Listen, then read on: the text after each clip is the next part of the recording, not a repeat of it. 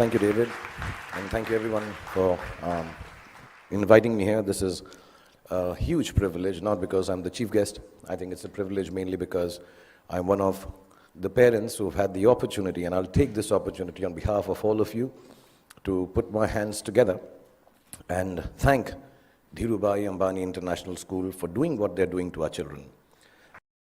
So I want to thank all the teachers, all the head of departments, Zareen, Farida. I mean, you are people I used to come to. When I have trouble, I come and look at their faces, go away, and I'm calm. Everything will be sorted out. Kavas sir, who's fantastic at cricket matches, shouts louder than anyone else in the world can. All the staff members, the management, the gentlemen who man the security outside, so wonderful. And so even the guy who does the parking back there, everyone for the last 13 to 14 years that I've been here, and especially my friend, Mrs. Neeta Ambani, thank you so much for looking after our children. Really, thank you very, very much. Okay, so good evening, boys and girls. Exams are over. If I may say so, damn school is over, which seemed an impossibility just a few years back. That horrible math or physics or whoever your least favorite teacher is, you will never have to see again. That PE coach who was always out to get you is done and dusted. I know everybody's looking there. You want to party now, relax, hang out with the beautiful friends you've made in the last 13 years, 14 or some less. The last thing you really want to do is sit here and listen to someone give you advice on life lessons and what the future holds for you. And to top it, my qualification to be doing this is zilch, nada. Not at all, nothing. Really, apart from the fact that Neeta and I are friends, and thus I have some benefits. My reason to be here is the same as that of your elder brother or your sister being allowed to do things that you're not allowed to do at home. I'm like them, older, that's all. So if you think that I have had a successful career, as I was getting very embarrassed when David was recounting, because also it's been so many years since I've got an award now, yeah. This is like got to work harder. So also if you think I've had a successful career, a great past performance and my experiences of it are no assurance that it'll work in the future for you or work for you at all. And anyway, none of what I say today you will remember as soon as you're out of here. Or maybe even earlier, because you're still sleeping from the big party you guys had last night. What I say may make sense to your mom or dad, who will remember it some years down the line, and they will also remember it for all the inappropriate things that I'm going to say tonight. But you are here, and so am I, so I promise to keep this extremely crisp and sharp. 20 minutes, tops. But be rest assured, I understand if some of you walk out in the middle of my speech for bladder control reasons. Feel free to do that. Feel free, because that's what essentially my talk is about. Feeling free, the freedom to be yourself, to listen to your inner voice and never let anyone tell you who you are or who you ought to be, including me. These are the only years of your life in which you will be allowed to make regret-free mistakes. As you do so, you will chance upon your dreams and hopefully make a happy life out of their fulfillment. When you get to be 50, as some of your parents are, none of the mothers, they all look 35. They're all looking extremely hot. Some of your parents are, and like I am, you will know that the bulk of your regrets are from not having done what you wish to do. So don't hold it against your over-diligent father who's telling you to study extra even post the exams. Your annoying mother who's still depressed that your handwriting is bad. You know, she doesn't understand. If it was bad 5 years ago, chances are that your handwriting is not going to improve for the rest of your life, ever. Ma'am, get that clear. It's not going to happen. But let me assure you, squiggles and ants and mosquitoes on paper won't kill your career. Any doctor here will tell you, indecipherable hieroglyphics may actually be a career booster. Don't be angry that your parents tell you that friend of yours is not good company, he is spoiling you. And please don't hold it against them when they tell you, he's a movie star's son, he'll become a hero, what about you?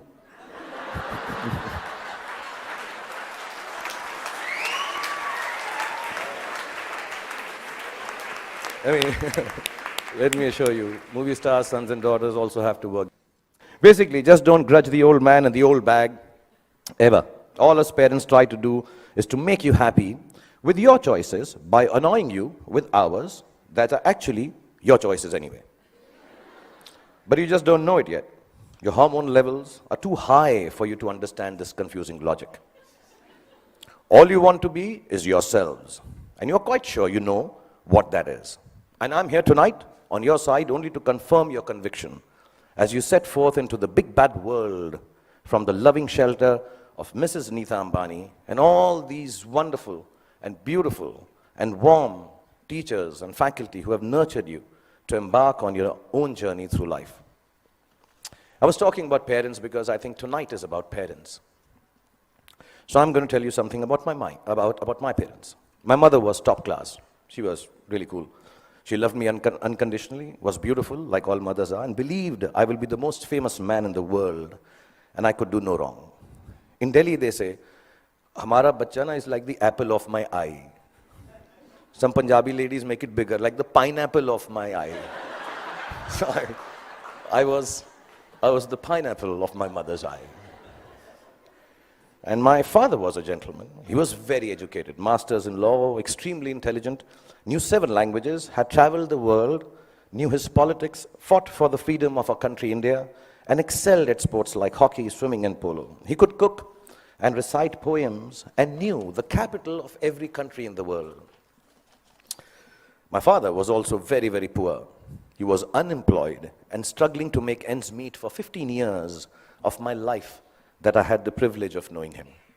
From when I was 10 to when I was 15, not being able to afford fancy gifts for me, he would wrap up something old that belonged to him in newspapers and declare it as a birthday gift when my birthday came along.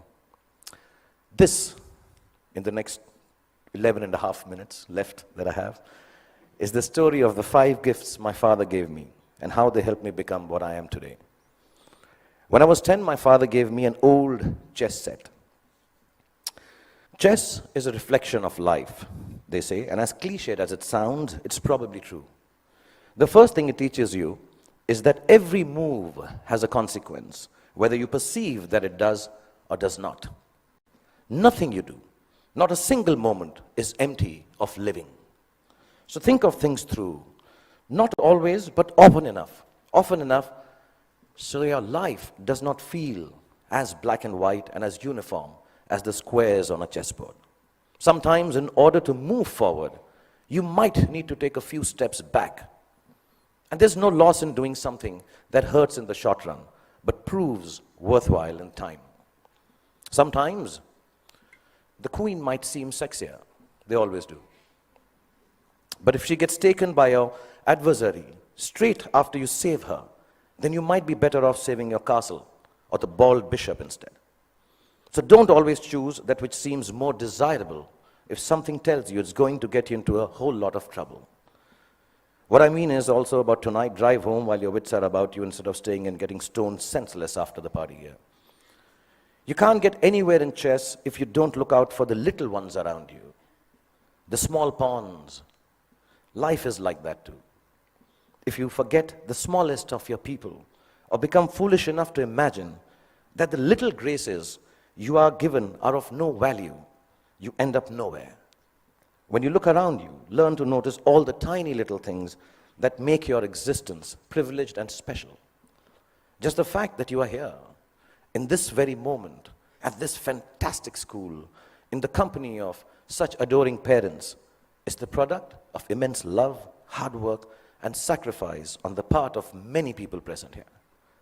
Taking your blessings for granted is the most ungracious stupidity, both in chess and in life.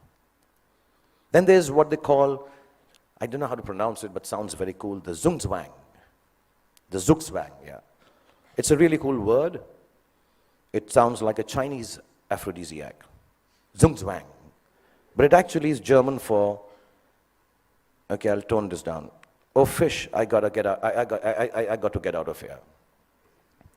Anyway, for those of you who've never played the game, it's when you get so stuck that whichever move you make is a bad move.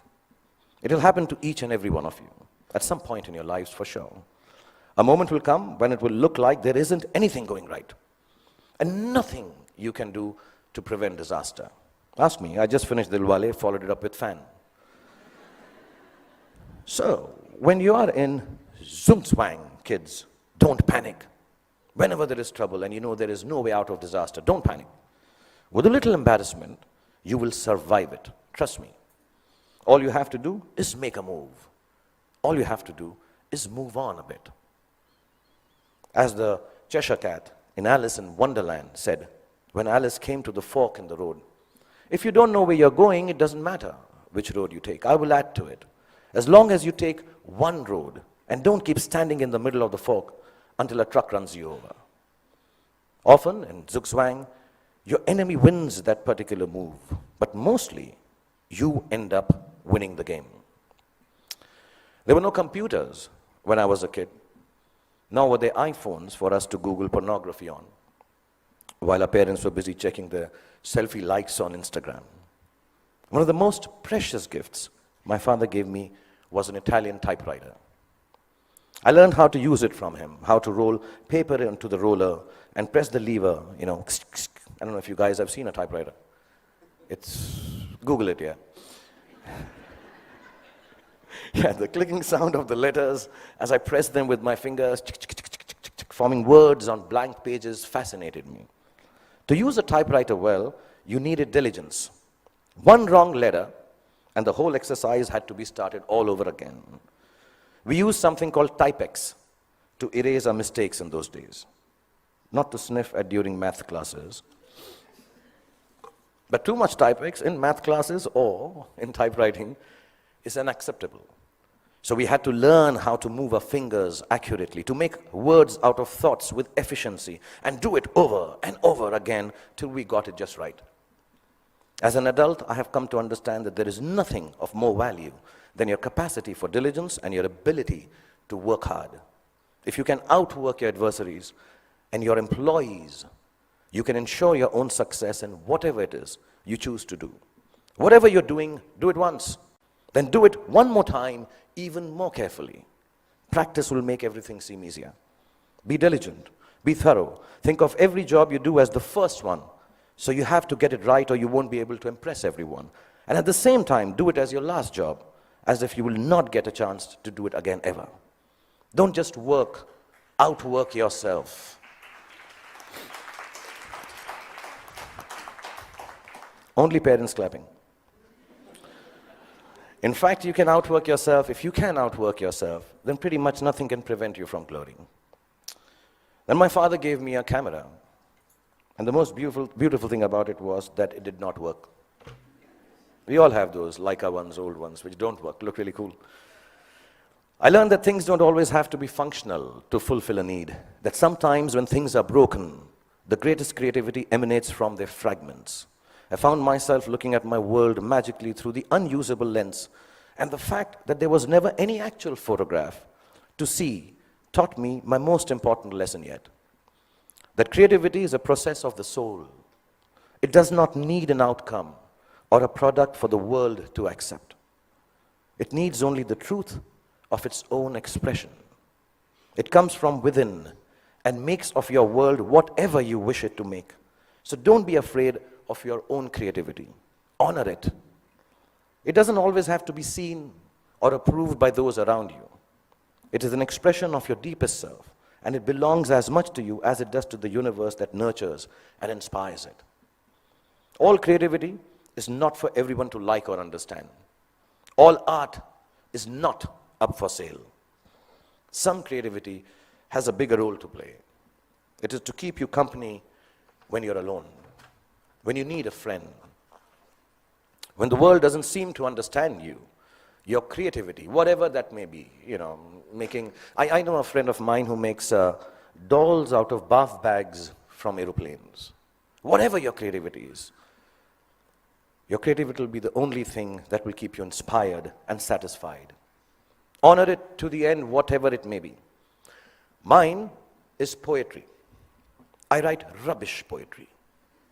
It's so bad that sometimes I cringe to read it myself. It's crap. But I write it. It is my secret place. It is mine to make me feel free and happy. So you find yours, and if the world loves it, good. If it doesn't, even better, because now you will truly have a friend. So keep your creativity intact. My father was a funny guy. He had the capacity to turn any kind of serious situation in a way that it seemed less stressful, with a bit of humor. Without a sense of humor, the world will always be a dull and dreary place. No darkness or despair should ever be beyond a good and a hearty laugh. I'm going to tell you a few incidents. If you're not bored, I have about 7.5 minutes left. We used to live on the 3rd floor of an apartment building, and as people on 3rd floor tend to do, my friends and I used to throw things down from the balcony. You know, wrappers, tidbits, dog shit wrapped in newspapers, the usual stuff, yeah.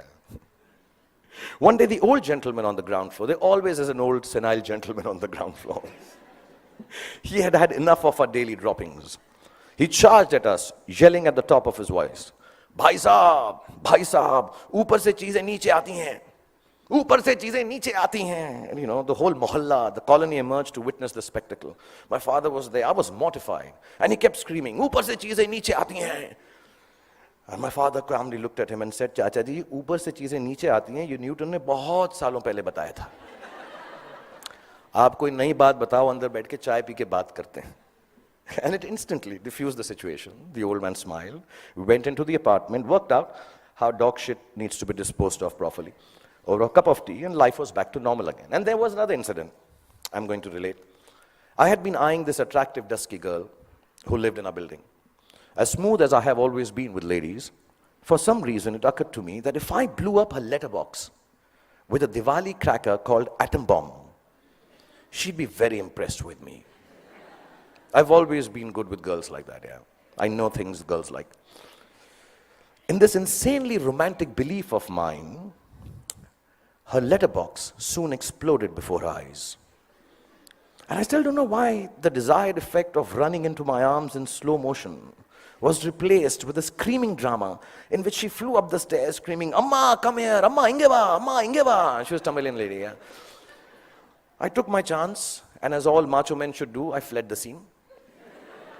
A few hours later, the doorbell rang.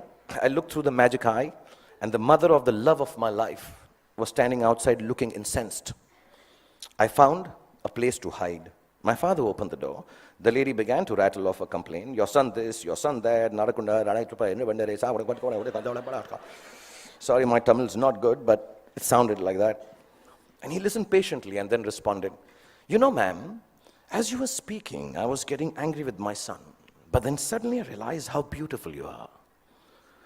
And I can imagine if your daughter looks anything like you, how can my son be blamed for falling in love with her and behaving so stupidly? The lady went silent as my father continued telling how beautiful she was. And then she became a little coy. Another cup of tea was had, and she said to me sweetly, Beta, just because my daughter is so beautiful, you shouldn't behave badly with her.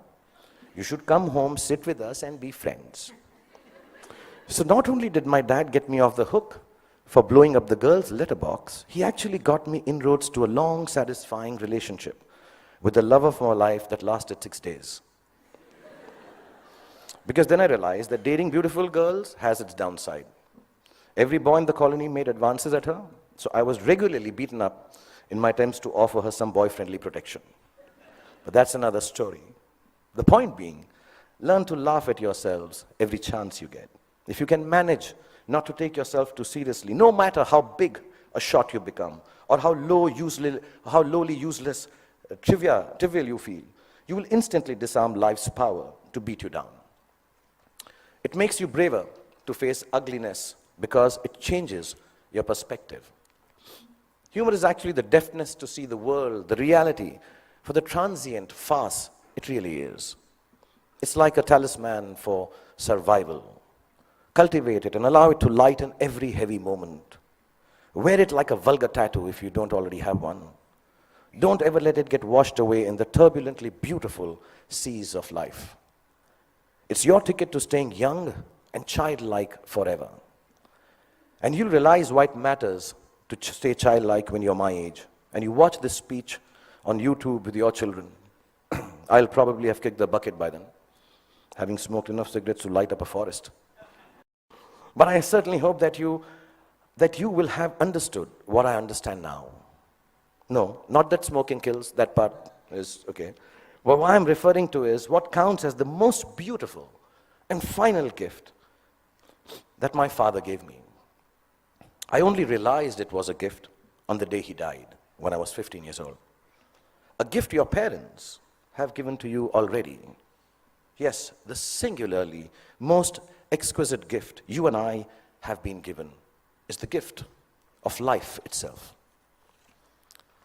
There is nothing that marks a man or a woman out from the ordinary more perfectly than grace.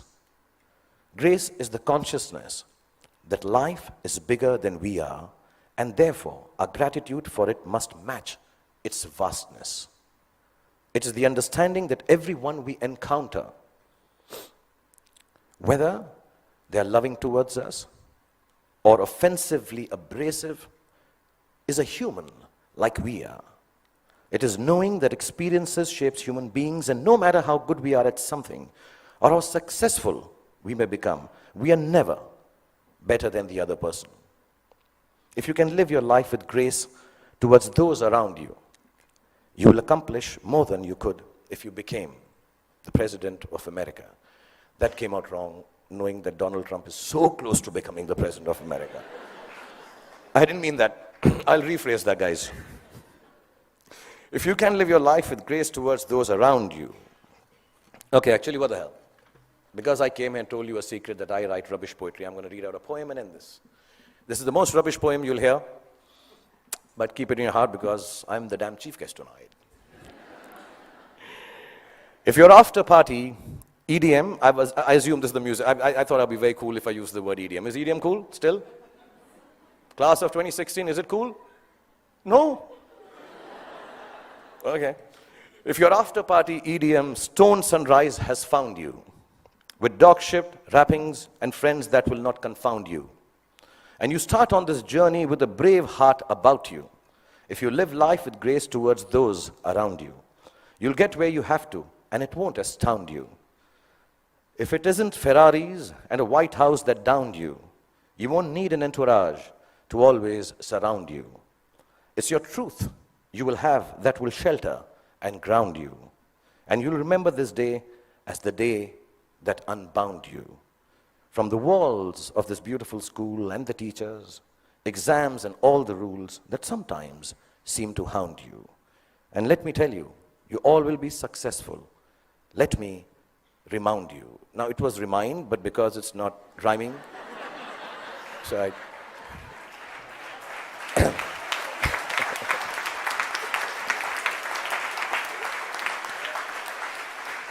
So boys and girls, go forth, be free, have fun, make wrong choices, make mistakes. You will still succeed because the gift of education you have from this wonderful institution called Dhirubhai Ambani International School, the love Nita has given you, and the genes that your parents have provided you with will always look after you. And when you succeed, don't forget to thank your least favorite teacher, because he or she actually cared for you the most. Love you all and be happy.